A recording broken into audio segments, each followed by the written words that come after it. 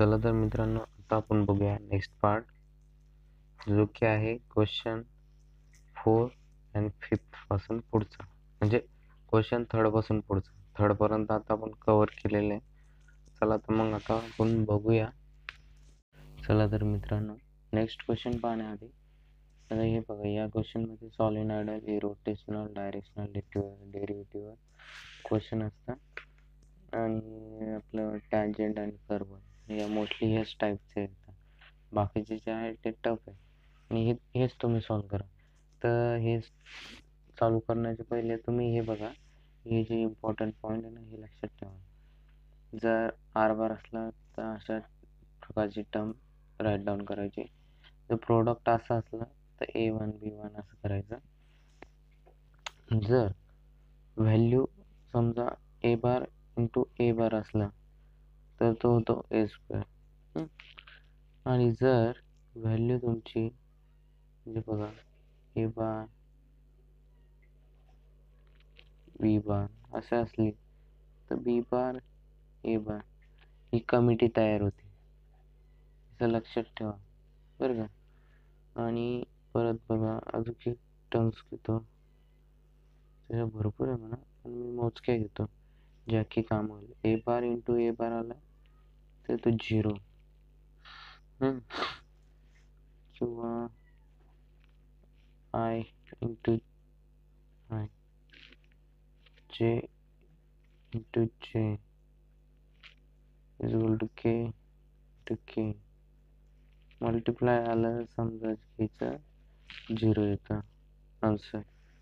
पण तेच म्हणजे सारख्या टर्मचं 0 होतं, तेच जर आय इंटू जे आलं तर तो के होतो. समजलं? म्हणजे टर्म चेंज होते. के इंटू जे आलं तरी काय होईल, तो आय.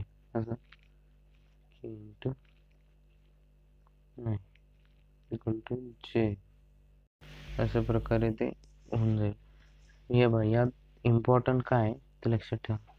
जर ए बार इंटू बी बार असेल, हा जर मल्टिप्लायचा साईन असेल तर काय करशाल तुम्ही, इथं हे जे मॅट्रिक्स आहे कसं आय जे के हे झालं, नंतर काय A1 A2 A3, तर B1 B2 B3. समजलं? असं करायचं. आणि जर तुमचा जो एक टर्म आहे ते लक्षात ठेवा.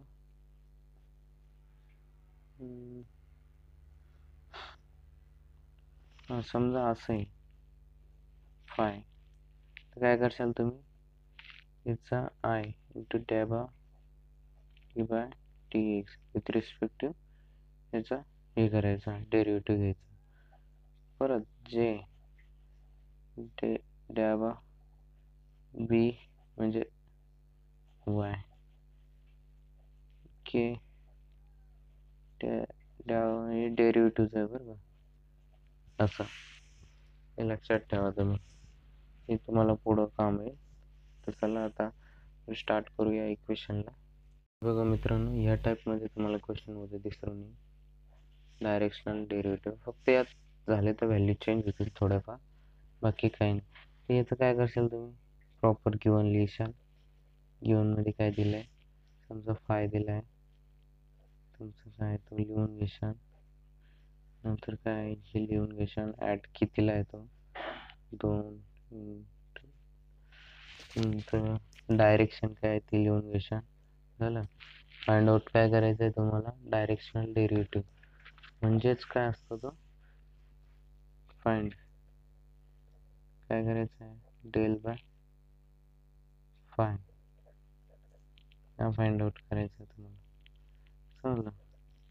काय करशाल तुम्ही, हे बघा काय करायचं, डेल बाय फाय लिहिला का सिम्पली आय, आता हे बाई इथे ही टर्म त्याच्यासाठीच घेतली, data delta d by x plus j d डॅबा बाय डॅबा वाय प्लस के डॅबा थीटा डॅबा झेड. हे झाल्यानंतर काय करशाल तुम्ही, टर्म्स लिहून घ्यायच्या. कोणती, डॅबा थीटा एक्सची टर्म हा डॅबा कोणता येतो? हा वाला डॅबा समजलं. कोणता? हा वाला. ही टर्म्स घ्यायची.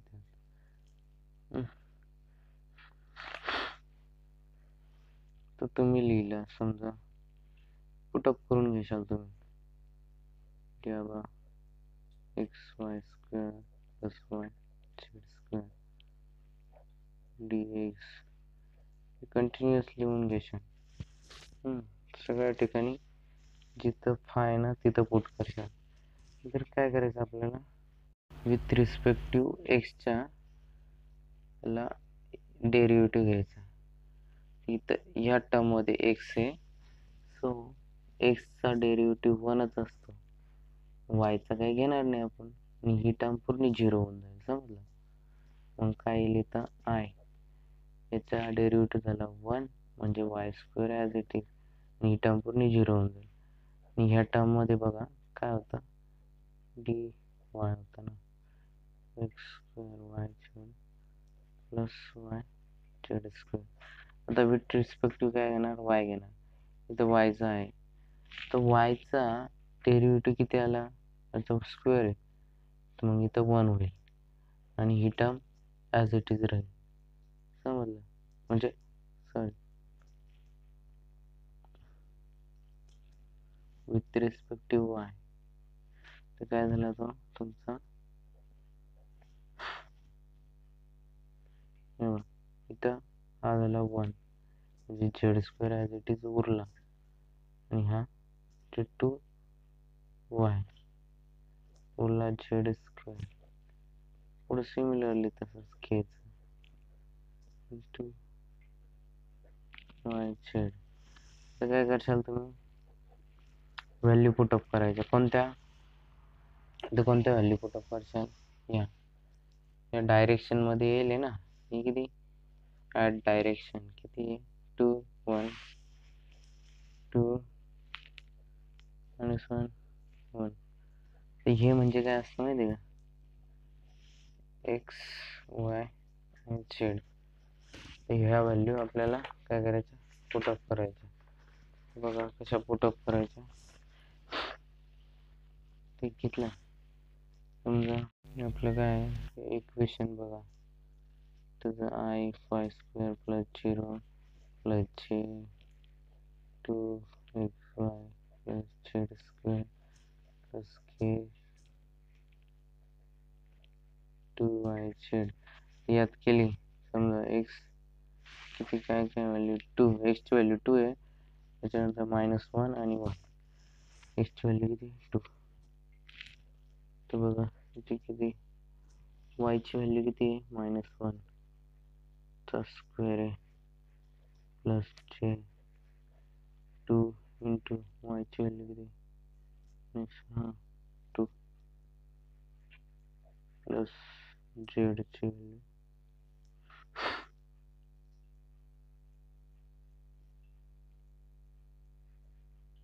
-1 प्लस 1, केची व्हॅल्यू 2 -1, झेडची व्हॅल्यू 1, डेल फायची व्हॅल्यू बघा 2 -1 आला आय 3j -2k.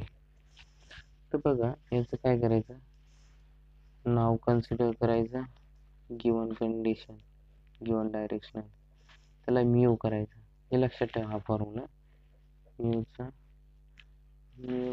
म्यू म्हणजे कोणता, आता हा फॉर्म्युला नाही, फॉर्म्युला आहे mu is equal to mu dash divide by mu dash bar. आता म्यू कोणता असतो बघा, म्यू असतो हा वाला म्यू. कोणता, हा वाला. विथ रिस्पेक्ट याला घ्यायचा ना आपला. मग बघा घेतली काय, ती टर्म घ्यायची as it is.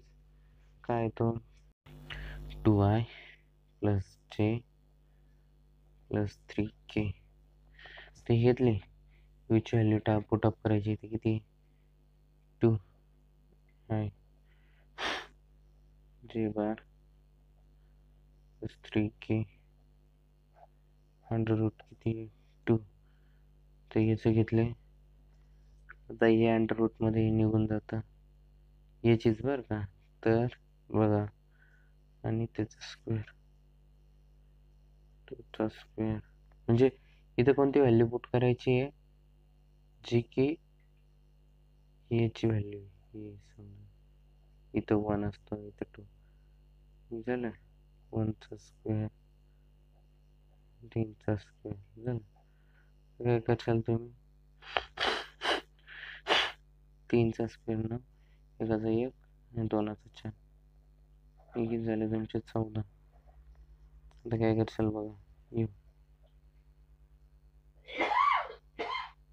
Sorry 2j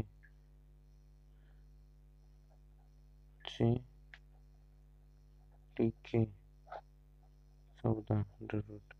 आता काय करायचं, directional derivative with respect to 2 - 1 1 आहे ना.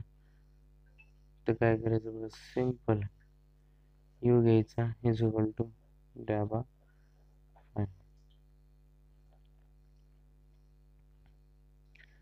पण झालं. ही टर्म कोणती आपल्याला माहिती, ही तर फाइंड केलेली, ही पहा ही टर्म, ही तर वरती आलेलीच आहे. ही टर्म आणि ही टर्म दोन्ही इक्वली घ्यायच्या. हे करायचं, आमने सामने घ्यायचं. आता बघा 2j × i plus j plus 3k 14. आता इकडं पुढची व्हॅल्यू किती, ही बघा i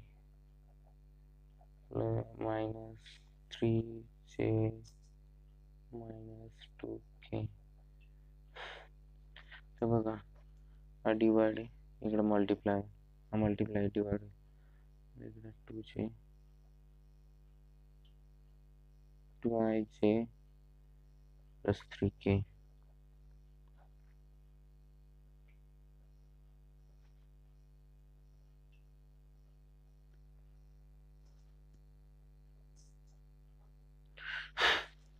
झाले. तर हे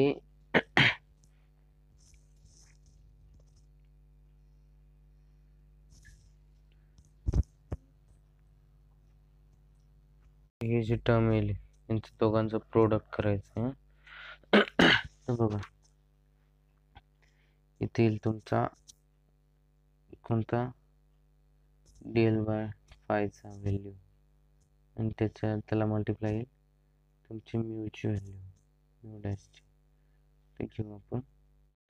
तर बघा, तर i j -3j + 2k, त्याला प्रोडक्ट आहे 2i + j + 3k. तर बघा, ते प्रोडक्ट काय, 2 याला मल्टिप्लाय केलं आणि 2 i कॅन्सल होऊन जातो.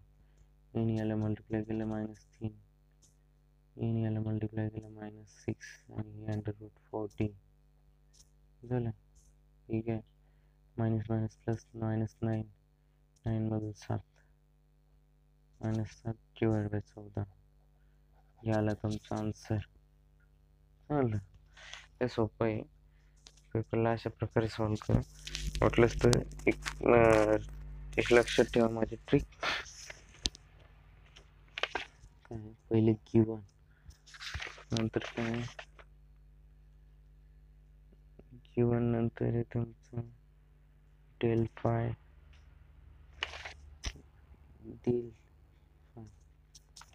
डेल करू याला, डेल, नंतर तुमचा म्यू झालं. त्याच्यानंतर product mu five into del/phi झालं. एवढं लक्षात ठेवा. गिवन लिहिलं का del/phi कॅल्क्युलेट करायचं. यात काय करशाल, तुम्हाला सांगितलं i डॅबा phi t x plus i del phi j y plus k del phi del z असं करायचं. याच्यात काय म्यू डॅश मध्ये तुम्हाला माहितीच आहे काय, सॉरी म्यू डॅश नाही, म्यू कॅप आहे, त्याला तर mu dash divide by mu असं. समजलं? सोपं आहे, एवढं काय अवघड नाही. अशा प्रकारे करा. बघा क्वेश्चन 3 आणि 4 नाही 4 आणि 5 मध्ये या टाईपचा पण एक क्वेश्चन दिसा डेफिनेटली येतो. काय टँजंट आणि कर्व किंवा टँजंट आणि ॲक्सेलरेशन आणि वेलोसिटी. तर बघा अशा टाईपचं इक्वेशन ठेवेल. तर तुम्ही काय करायचं, ॲज इट इज लिहून घ्यायचं. त्यानंतर काय करशाल तुम्ही, r bar x i plus y j bar plus z k bar हे लिहिलं का? काय करायचं बघा, याचे व्हॅल्यू आहे ना एक्स वाय झेड, हे व्हॅल्यू ए इक्वेशनमध्ये पुट करून द्यायचे. बघा अशा टाईप टी स्क्वेअर प्लस 1 काय आय बार अशा टाईपमध्ये झालं. परत करू, कंटिन्युअसली करून घ्या. नंतर काय कशाल टी बार घेशाल, टँजंटचा t bar, derivative r bar divide by derivative d t. आता डेरिव्हेटिव्ह घ्यायचा कसला, तर बघा कसला घेणार, बघा आता इथं डेरिव्हेटिव्ह घ्यायचा. डेरिव्हेटिव्ह म्हणजे काय, एज वरची टर्म खाली घेतली, आता डेरिव्हेटिव्ह आता हा 2 आहे ना, आता पुढे येऊन जाईल 2 टी, वरती 1 राहील समजा, आणि 1चा डेरिव्हेटिव्ह असतो ऑलवेज 0. टीचा डेरिव्हेटिव्ह 1 म्हणजेच एक्स असतो तो, आणि त्याच्यानंतर कॉन्स्टंटचा असतो 0 न्यूमरिकलचा. टी पुढे येईल, वरती 2 राहतील T2, आणि याचा असतं टीचा असतो 1 असं. तर बघा हे कसं सॉल्व करायचं, म्हणजे किती उरला इथे 2t प्लस जे, म्हणजे हे टर्म्स राहते, सॉरी काढून टाकले मी, ओके. इथं राहिलं 1 ते 3t स्क्वेअर 1, आता किती राहिलं 3 आणि 1 4, 4t स्क्वेअर के टी स्क्वेअर नाही, सॉरी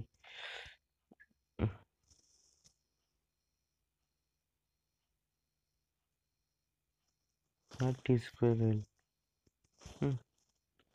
नंतरून काय करायचं, T1 डॅश, परत हे तर त्याचा डेरिव्हेटिव्ह घ्यायचा टी, तर इथं पुट करायची 1 value, t is equal to 1 assume करायचं, t is equal to 1 put करायचं.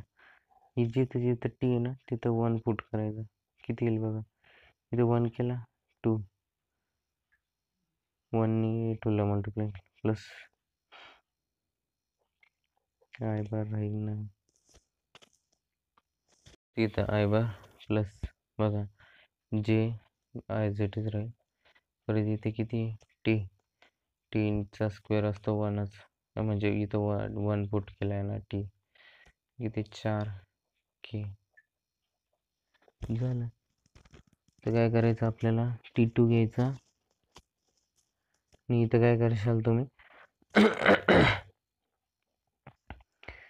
टी घेशाल 2 कन्सिडर करायचं, सिमिलरली तेच सारखं. इथं जर 2 पुट केला तर किती येईल, 2 2 4 आय जे, 2चा स्क्वेअर 4 आणि 4 2 4.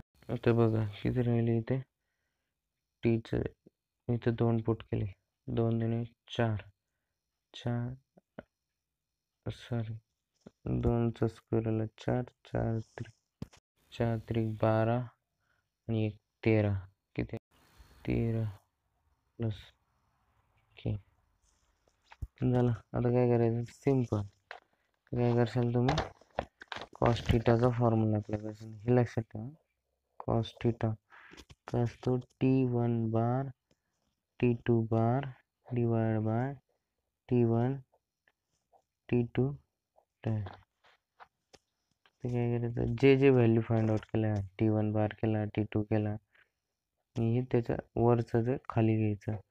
बघा ते कसं दाखवतो मी तुम्हाला 2i plus j 4k 4i j आणि k साठी 30k.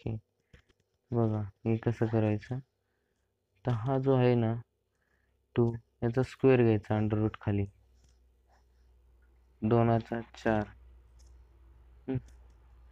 याचा एकच राहील 4चा 16 याचा 4चा 16 याचा एकच राहील 13चा 169. तर बघा याची ॲडिशन केली 170 70 आणि 16 ही वरची टर्म बघा आधी वरची 2 4 किती राहील 4 2 8 1 आणि 1 एकच राहिला 4 त्रिक नाही 13 चौक 52 झालं 1 5 25 झाले झाले 186 तर अंडर रूट खाली आले हे सारखे करून घ्यायचे ए वरचे झाले 61 दोघांमध्ये मल्टिप्लिकेशन करून घ्यायचे एका याच्यात घेऊन घ्यायचे झालं कॉस थीटा कॉस इकडं मल्टिप्लाय इकडं डिवाइड होईल म्हणजेच इनवर्स कॉस इनवर्स ही कॅल्सीमध्ये व्हॅल्यू टाकायची. आन्सर काढून नाही ठेवलं तरी चालेल काय अडचण नाही. असं उद्याच्या पेपरला दिसेल तुम्हाला या टाईपमध्ये एक क्वेश्चन या टाईपमध्ये एक दिसेल तुम्हाला इरोटेशनल हे बघा हे टाईप बघून पूर्ण आता बघा हा कसं सॉल्व करायचा गिवन वगैरे मी जसं सांगितलं तसं लिहून घ्या. तोपर्यंत भरपूर याच्यात झालंय तर काय करशाल असं हा इरोटेशनलची टर्म जिथं मल्टिप्लाय येतं तो म्हणजे इरोटेशनल ना एवढं लक्षात ठेवा. आता हे कसं करशाल डेल इंटू फाय तर मग कसं करशाल बघा काय करायचं डिटर्मिनंटची टर्म घ्यायची डिटर्मिनंटची हा मॅट्रिक्सची टर्म आय जे के लिहिलं का आता काय करशाल तुम्ही डेल द्याबा डिवाइड बाय एक्स द्याबा डिवाइड बाय वाय द्याबा डिवाइड बाय झेड. हे सोपं आहे मोस्टली हे अटेम्प्ट करायचा प्रयत्न करा सॉलिड आयडियल ए रोटेशनलमध्ये.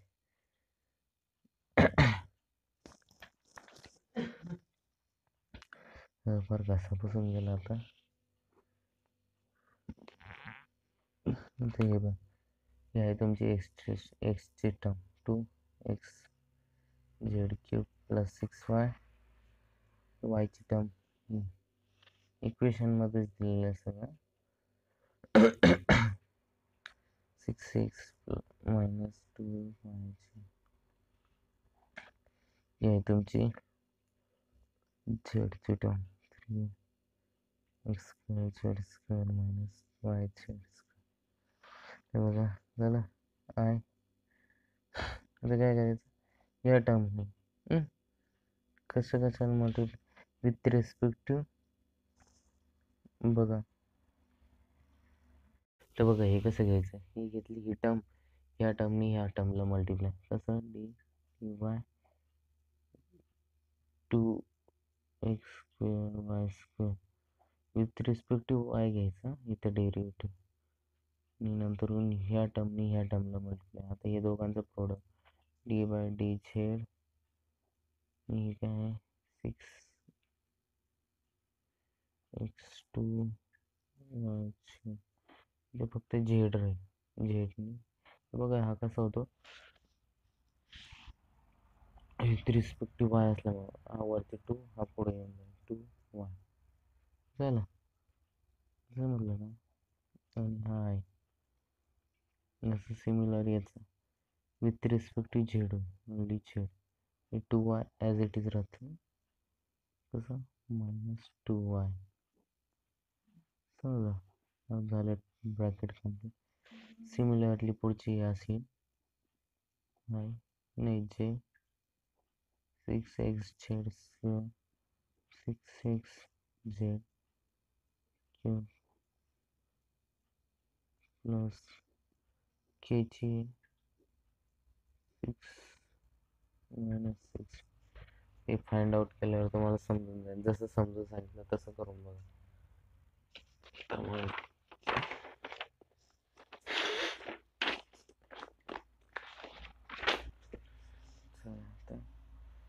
घेतलं नंतर काय फाय, तर बघा डेल इंटू एफ आय हे 0 होतं. हे प्रूव्ह करायचं आहे की आपल्याला इज रोटेशनल. तर बघा काय करायचं, हा फॉर्म्युला यूज करायचा इथे, integration f1 dx plus integration f2 dy plus f3 dz. इथं काय करशाल, ह्या टर्ममध्ये y आणि z कॉन्स्टंट धरायचा विथ रिस्पेक्ट, ते असलं तर त्याला इंटिग्रेट करायचं, ते झेड कॉन्स्टंट धरायचा. आणि तिथं इथं एक्स नाही आला पाहिजे, फ्री फ्रॉम एक्स, आणि इथं एक्स वाय पासून फ्री पाहिजे, झेड चालेल फक्त इथं ओनली झेड. तर काय करायचं विथ रिस्पेक्ट याच्या इंटिग्रेट करायचं. तर बघा जी आपली याची टर्म आहे कोणती, ही घेतलेली ही पूर्ण टर्म ही बघा, तर ह्या टर्ममध्ये बघू शकता तुम्ही, ही नाही सॉरी हे इक्वेशन हे घ्यायचं. तर यात आहे ना काय दिलेलं आहे बघा, इथं काय पहिल्या याच्यात वाय झेड कॉन्स्टंट घेतलं, तर वाय इथं पण Z as it is term येऊ दे वापस, आली term as it is 2x z cube plus y.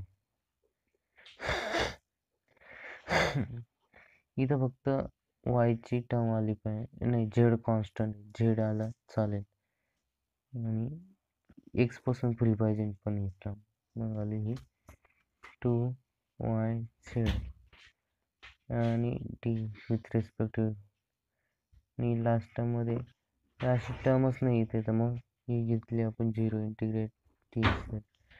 ते बघा इंटिग्रेशन कसं असतं, तर हा जो वरती 3 आहे ना,